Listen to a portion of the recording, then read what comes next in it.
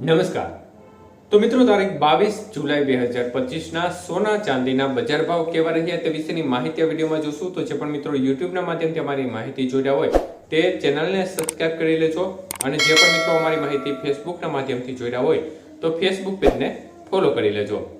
તો મિત્રો ચાંદીની બજાર જોઈએ તો 1 ગ્રામ ચાંદીનો ભાવ આજે 116 રૂપિયા, જ્યારે 8 ગ્રામ ચાંદી આજે 928 રૂપિયા, 10 ગ્રામ ચાંદી આજે 1160 રૂપિયા, 100 ગ્રામ ચાંદી 11,600 રૂપિયા અને કિલો ચાંદીનો ભાવ આજે 1,16,000 રૂપિયા સુધી રહ્યો હતો।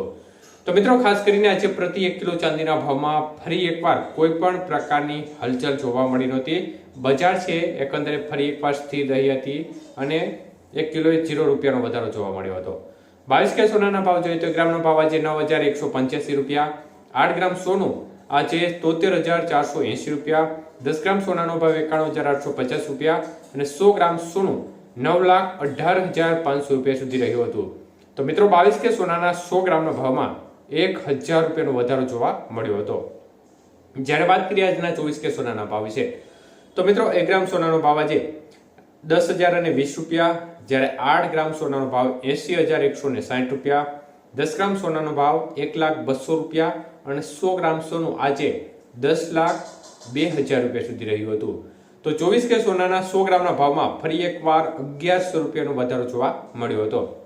જ્યારે વાત કરીએ આજના 18 કે સોનાના ભાવ વિશે તો મિત્રો 1 ગ્રામ સોનાનો ભાવ આજે 7,515 રૂપિયા, જ્યારે 8 ગ્રામ સોનાનો ભાવ આજે 60,120 રૂપિયા, 10 ગ્રામ સોનું 75,150 રૂપિયા અને 100 ગ્રામ સોનું 7,51,500 રૂપિયા સુધી રહ્યું હતું।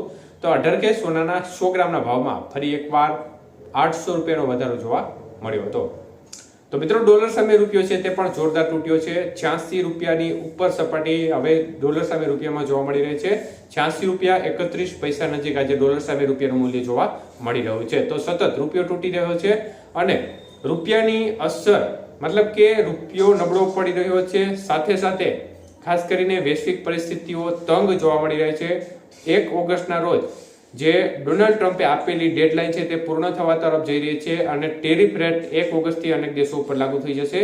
તો વધુ નવી ડેડલાઇન જાહેર કરે છે કે નહીં તે આગામી સમયમાં સ્થિતિ ખ્યાલ આવશે, પરંતુ જો ટેરિફ રેટ લાગુ થશે તો ચોક્કસપણે બજાર ઉપર ચોક્કસપણે તેની ઇફેક્ટ જોવા મળશે અને હાલની જે વૈશ્વિક પરિસ્થિતિઓ છે તેમાં રશિયા પાસેથી ભારતને ક્રૂડ ઓઇલ ખરીદવાની અન્ય દેશો નાટો દેશો દ્વારા ના પાડવામાં આવી છે। જો આવું બનશે તો ભારતમાં પેટ્રોલ ડીઝલના ભાવમાં તોતિંગ વધારો જોવા મળી શકે છે અને આની પાછળ બજારમાં પણ મોટી ઇફેક્ટ જોવા મળી શકે છે। તો આગામી દિવસોની સ્થિતિમાં શું ફેરફાર થાય છે તે વિશેની સતત અપડેટ તમારા સુધી આપતા રહેશું। આભાર।